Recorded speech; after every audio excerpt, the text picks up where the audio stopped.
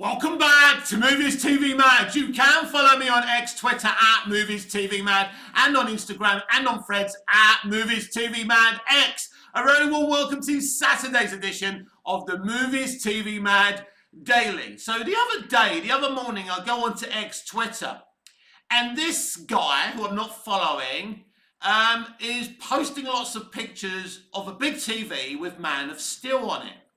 And I'm thinking, what's going on? He goes, no, Mr. Scorsese, and he starts talking about Man of Steel. He's purring over it. He loves it. I checked this guy's follow count.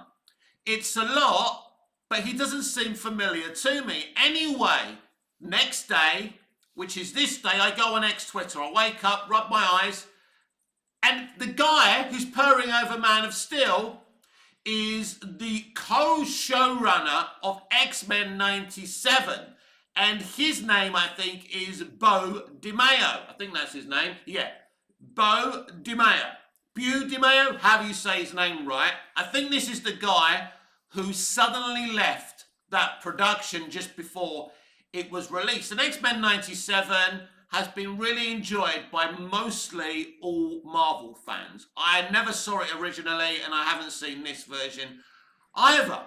But I was stunned that someone that's just done something so popular for Marvel absolutely adores Man of Steel.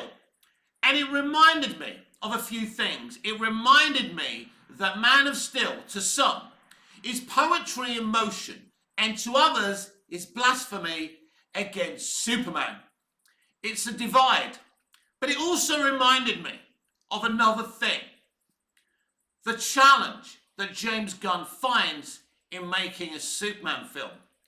For many years, Superman 78 was the ghost that nobody could fight against. Anyone wanting to make a Superman movie or make a Justice League movie or put Superman in something or make a Superman TV show had the ghost of Superman 78. And it was impossible to conquer. Well, think about poor James Gunn right now. Not only has he got to encounter the ghost of Superman 78, he has to fight the ghost of Smallville. He has to fight the ghost of Man of Steel, and even the rest of the Snyderverse as well. It's not easy for James Gunn. How do I feel about Man of Steel? Well, if you're not just a random viewer, you know that I loved the Snyderverse and I loved Man of Steel. I went to the cinema to see it 3 times. In seeing the trailers, I said to my brother, no movie could look this good or feel this good. It must be fancy editing. Once I went to the cinema, I realized it wasn't fancy editing. I'd just seen a momentous, modern day retelling of Superman. A story told by Christopher Nolan and David S. Goyer, the people who gave us the Dark Knight trilogy, so it shouldn't be to anyone's surprise what they delivered. They delivered something, for me, absolutely contemporary in terms of Superman. But it was always going to divide people because Zack Snyder was involved. But the controversial takes you see in that movie are nothing to do with Snyder. The breaking of Zod's neck, Goyer's decision. Jonathan Kent going after the dog, Goyer's decision.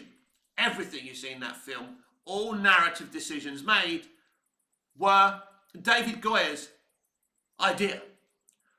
But seeing Mr. DiMaio purring over Man of Steel just reminded me what a fabulous film it was for me, but how many people actually love it and how many people actually hate it. The divide of Man of Steel isn't as big a divide as it is for Batman vs Superman Dawn of Justice, of course, but it is there. But the situation for James Gunn is that serious, everyone, because you've got these 3 previous works of Superman. And to those of us who enjoyed them in terms of Superman 78, Smallville and Man of Steel, they're up there. And they take a lot of beating. And this is the challenge, no problem, that James Gunn has. Because he's made some very interesting decisions, James Gunn. He's decided to have a lot of other DC characters in this Superman movie. Now, I've played devil's advocate before and said, you know what? He's creating an active DC universe, and I get that, and that's kind of exciting. But recently, I've been looking at the other side of it. To have so many pre-existing DC characters in a Superman movie tells you, or kind of could show you, a lack of faith in Superman. It's like he's trying to filter a Superman movie with a lot of other characters because he lacks faith in the character itself. That could be another thing. I mean, it's very Marvel, it's very MCU to have all these cameos. But they're more than cameos because they're going to play a big part. You know, the version of Green Lantern is going to play a huge part in this movie. You know, all these other characters that are going to be in it are going to play a huge part in this movie. So what's left for Superman, Lois Lane, Jimmy Olsen, Perry White, Mara and Pa Kent? It could be that Pa Kent doesn't die in James Gunn's version of Superman. I'm fine with that because in some graphic novels, in some versions of the comics, Jonathan doesn't die. And it's okay. I don't have an issue with that. Although I've always felt Jonathan's death a bit like Uncle, what's his name? What's his bloody name? What's his bloody name? Peter Parker's uncle. Whatever it is, right? I'm crapping up. But yeah, when he dies, Peter grows. Peter becomes a hero. When Jonathan dies, Clark decides to leave Smallville. Not in the TV show, of course, but normally in the comics or even in the movies, you know, that's when Clark grows, when he loses his father. It's an Uncle Ben, you know, Peter Parker's Uncle Ben, yeah. Peter grows from that moment. He has to face it.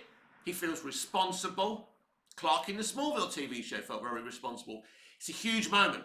So I don't know if James Gunn's going to do it or not. So that's what this X-Men 97 co-showrunner has showed me.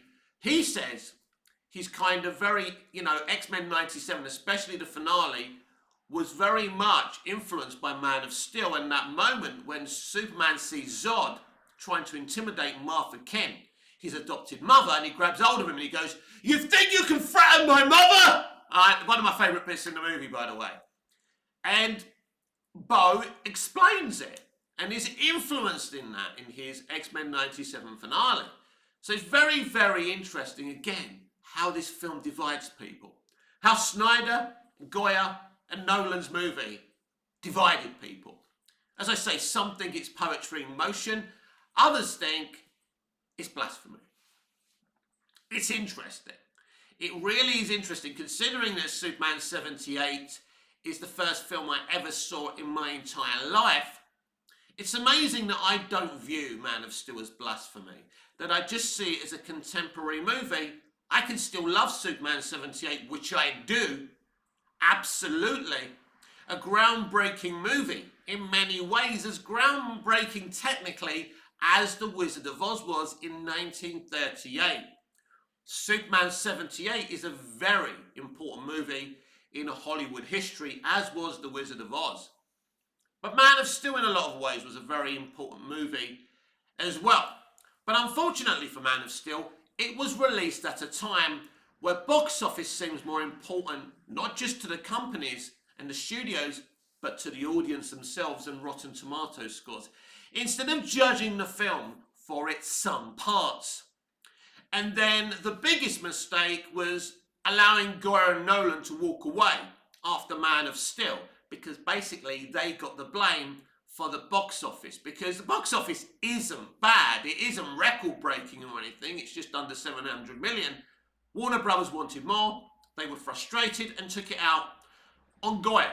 They didn't fall out with Nolan at the time. But they weren't happy with Goya. So Goya went, Nolan went. Simple as that. They came as a twosome. And that's what happened. But they let Zack Snyder cook. And then they didn't like the results of BVS. The studio loved BVS, but Once the public didn't like it, and then the public and critics hated the first Suicide Squad movie that they interfered with, by the way, you know, we are where we are. We're here now waiting for James Gunn's Superman. I mean, I've said it before. If I was looking for someone who I felt loved Superman and wanted to really make Superman shine on the big screen, it wouldn't be James Gunn. I respect James Gunn. I think he's a really, really good writer, director. I've enjoyed his films. I have to repeat this every time we talk about James Gunn because people don't understand. There's the ones for James Gunn and there's ones against James Gunn. So if I say anything kind of negative, a little bit negative about James, it's like, ooh, you must be on our side. And if I say anything, you know, negative about James, oh my God, you're against us. You know, you're part of the cult. Well, I'd say to the James Gunn fans, you're as much of a cult as the Snyder fans are. What's the difference?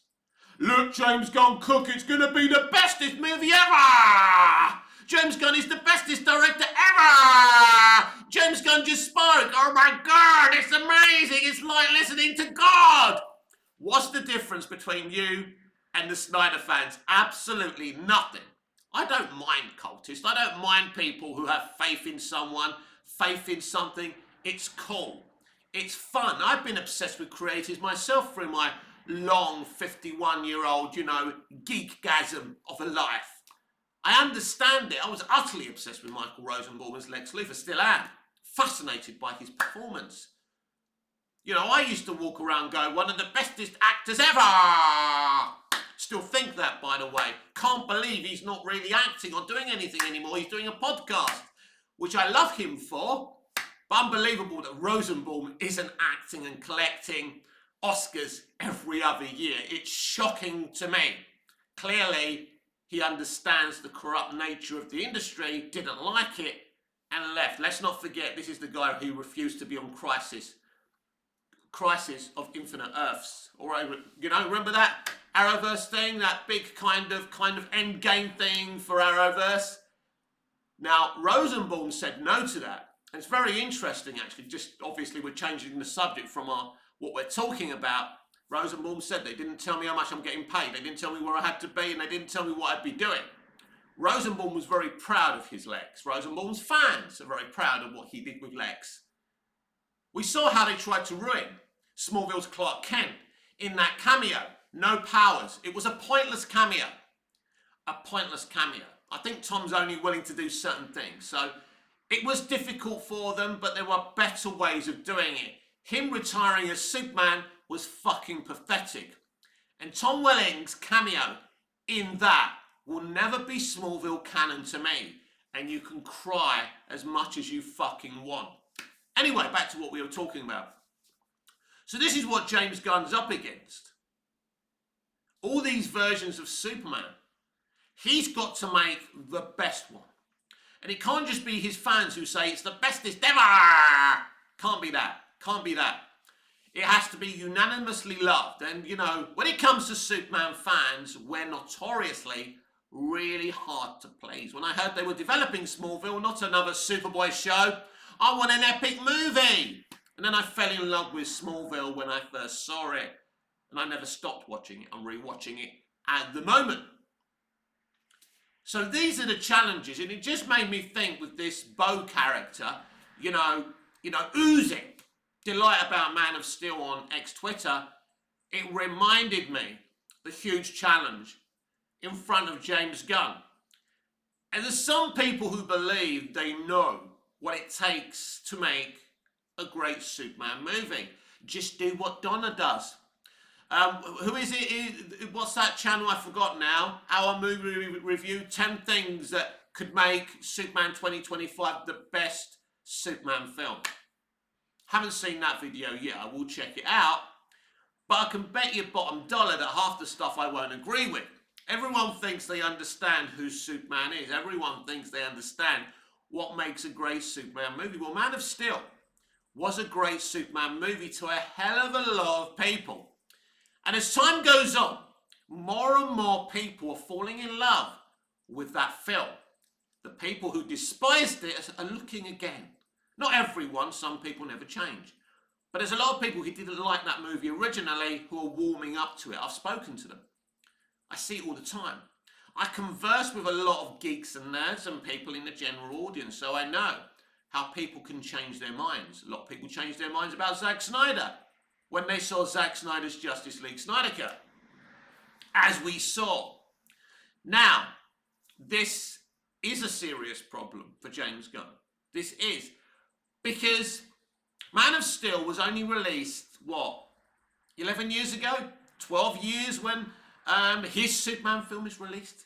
That's nothing. Smallville finished in 2011. Now, Superman 78 is a very old film. What are we talking about? Over 40 years now, yeah? But there's other great things in Superman media have been made. There'll be fans of the Lois and Clark show with Dean Cain and Terry Hatcher saying, what about our show? It wasn't for me, but a lot of people love that show. So that's the problem that Gunn's got. Then there's Bruce Timm's take on an animated Superman as well. This is the problem he has. And as I say, if it was me, as much as I respect James Gunn, Superman wouldn't be the character I would get him to adapt. But Gunn is looking to implement a cinematic streaming and television and gaming universe. It's very ambitious. And to start with a character that he probably doesn't have a lot of faith in. This doesn't make James Gunn a bad person. James Gunn's been put in a very awkward position. This is a hard gig for anyone, right?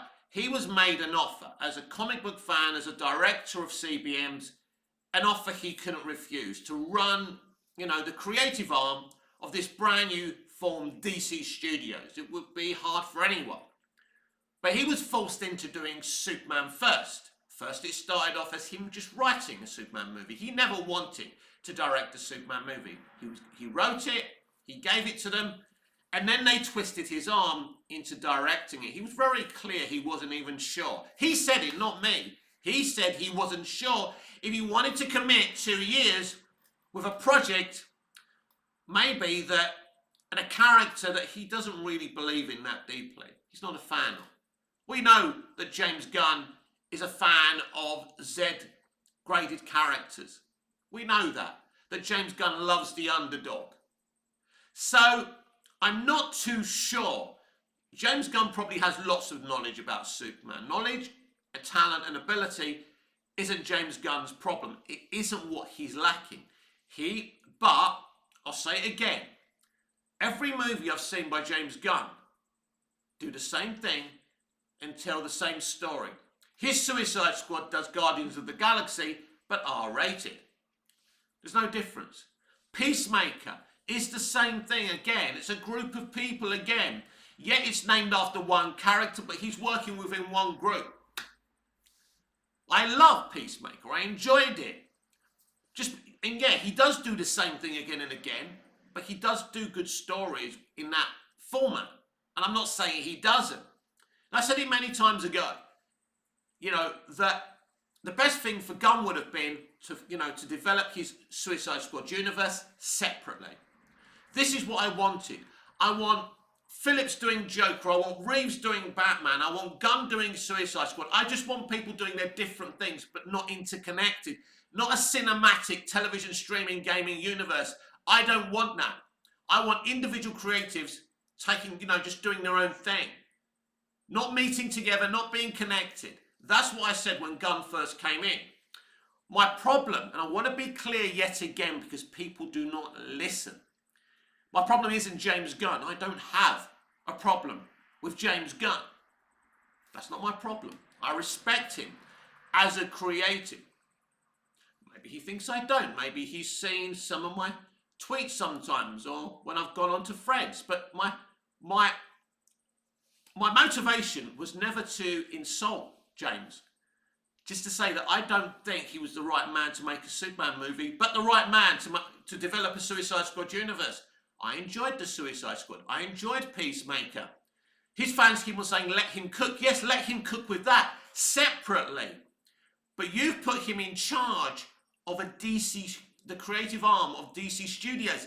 That's huge. That's a lot to ask of one writer-director.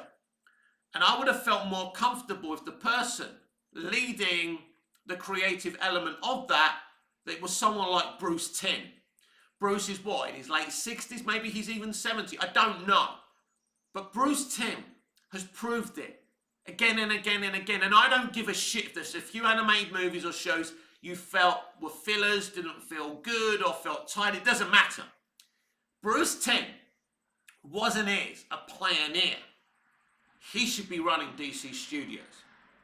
I'm not sure about Peter Safran. I don't know Peter Safran.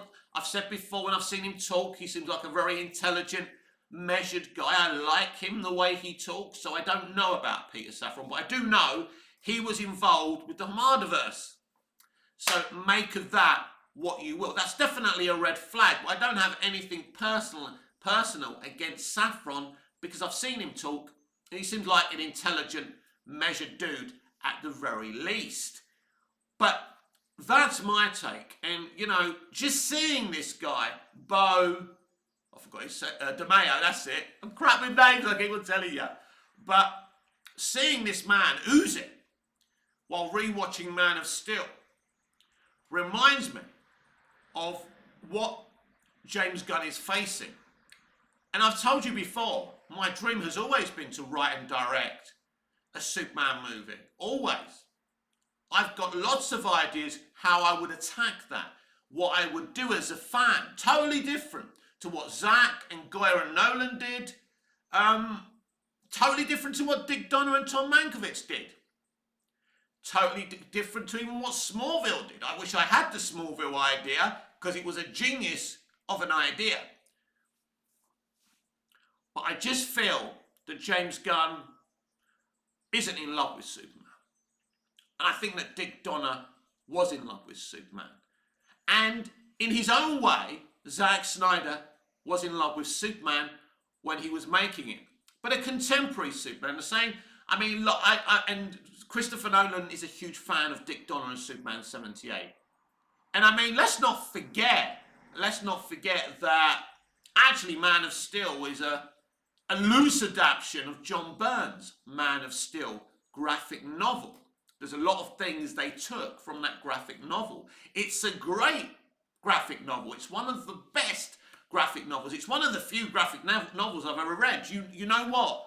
I don't read a lot of comics. My fandom for superheroes comes from live action, because I saw Superman 78. That's how I fell in love with Superman. First film I ever saw. I think you're just as valid as fan coming from TV and animation and films as you are coming from comic books. And I respect the format of a comic.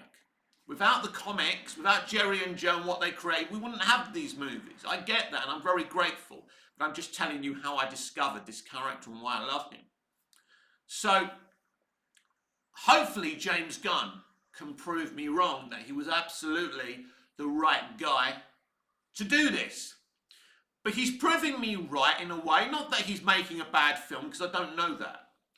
He's brought in another group of people, like he does in every film. They're probably underdogs, they probably don't believe in Superman, and probably by the end of the movie they all unite with Superman. It's what Gunn always does. I'm not saying it's a bad thing. But is it a way to formulate a Superman movie? Is it something that people are going to like? I don't know. I could actually like that. But again, it proves that James is a one-trick pony, that he only knows one way to tell a story. Doesn't he? Now, we know that Dick Donner wasn't a one-trick pony. He did Superman 78. He did 4 Lethal Weapon movies. And he did Omen, and he did a bunch of other movies. Conspiracy Theories starring Mel Gibson. Did he do Maverick, starring Mel Gibson and Jodie Foster as well? He did a lot of movies, right? We know he wasn't a one-trick pony. So, that's the thing. Now, I think, you know, when you watch a Snyder movie, you're always going to get those great visuals, and he has a style. I mean, I wouldn't like to say he's a one-trick pony, but yeah, you know, his films have a look and feeling like James Gunn's have a look and feeling. So, I suppose you could call Zack kind of a one-trick pony, but it's quite a trick that Zack Snyder's got. And I'd say the same about James Gunn. because I enjoy these people's work, and I don't think it's a war against one or the other. I don't have any hate for Zack, and I don't have any hate for James. The point being that there's now 3 Superman adaptations that James Gunn has to do better than. So, in the final 5 minutes, let me ask you a very, very serious question. Do you think Superman 2025 will be better than Superman 78, better than Smallville, and better than Man of Steel? Do you think that? I mean, we're not even talking about the sequels because this isn't a sequel. It's not a direct origin story, but it's Gunn's first Superman movie. It's his entry point into DC Universe in terms of cinema. I know the animated series is coming soon. I understand that. We're talking about cinema here. In the comments, I want to, and you can say yes or no, or you can write me a fucking monologue. I don't mind. As long as it's constructive, right? I'm being constructive. I'm not attacking anyone. So please don't attack me or my views. You can disagree, of course you can. You don't need my permission to disagree. But we have to be polite to each other and we have to be respectful. So in the comments down below, or you can tag me at Movies TV Mad on X Twitter, Movies TV Mad X on Threads, wherever you want to find me, I'm there. I think if you do Movies TV Mad, you'll find me anyway, right? But answer the question if you don't mind, if you've got time. And I know that time these days is of the essence. Everyone's in a rush. But answer me that question. Because before we were asking the question, can any Superman film ever outdo Superman 78? I don't think Man of Steel outdid Superman 78. It found a contemporary new way to tell a Superman story. It worked for some and it didn't work for others. So now James Gunn has 3 versions to outdo, 3 ghosts to beat down. And that's going to be very, very difficult. I think it's virtually impossible for someone to come in and beat the ghosts of Superman 78, Smallville, and Man of Steel. I think that's virtually impossible. Now, he could prove me wrong. If he does this, it's a huge achievement. It truly is. And I'm not worried about the suit, people being divided over the suit and some people loving it, some people mocking it. People haven't been happy with a movie Superman costume. Some people liked Tyler Hoechlin's costume, some people didn't. And then there was the one in Arrowverse, directly in Arrowverse, which was pants, let's be honest about it. But it was okay, I suppose, but it wasn't great. But normally we all argue over Superman costumes. So that's nothing. That doesn't mean anything. Doesn't mean the movie is going to be a disaster. We have to wait and see for a trailer, a TV spot, posters, and then the movie to make a real judgment. But I won't make a rush of judgment. You've seen my conduct when I first saw the costume. I said, I'm going to take my time. I'm not going to go thumbs up or thumbs down. I'm going to wait till I get a better look. Then we'll see. And when it comes to the movie, I need to see it in its full. Maybe 2 or 3 times, just to see if this is a movie. As a Superman fan, I can say, wow, this was great. Nah, not for me. We'll have to see. But James Gunn knows. In places, he doesn't talk about publicly what he's up against. And this is why he resisted directing the movie in the first place. Because he knows. He knows the challenges of making a Superman movie. That it's virtually impossible today to make a film or tell a Superman story like Dick Donner did, Gotham Miller, the creators of Smallville, did, and what Zack Snyder, David Goyer, and Christopher Nolan did with Man of Steel. It's virtually impossible with those 3 ghosts looming over you. He's capable of doing it. Because I said before, he's a really, really good writer-director. But it's very, very difficult for James Gunn, and you mustn't underestimate this. Whatever you're expecting, just remember that it's difficult. People have expectations. His fans have huge expectations. A lot of his fans were even disappointed in that costume. The people who were championing him, waving the James Gunn cheerleader. James Gunn, you're a man. all of a sudden raised their eyebrows at that costume. I said, I looked at it and I went, well, the collars are a bit, but it's a lighter, brighter suit. It's an interesting costume. I'm not in love with it, but I don't hate it. People said you're sitting on the fence. I wasn't. I didn't hate it. I didn't love it. I had a weird reaction to it. It was like, all right, that is the problem. Because my reaction, I believe, was most people's reaction.